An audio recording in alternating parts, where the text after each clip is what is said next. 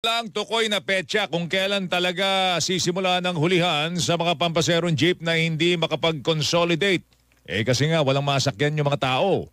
Sa palempo na Super Radio DCWB, sinabi ho ni Land Transportation Franchising and Regulatory Board LTFRB Chairman Teofilo Guadis III na surprise o sorpresa na lamang ang gagawin po nilang panguhuli sa mga kolorum na jeep.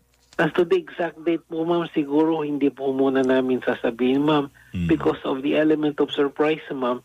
Bubulagta na lang po yan yung mga pulis kasama yung mga enforcers.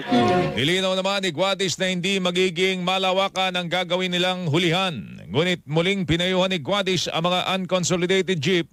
Wag nang pumasada dahil kayo'y tinuturing ng kolorum. Sakali man manghuli kami, hindi ho yung lahatan or massive, no. We'll just apprehend 2 to 3 per day.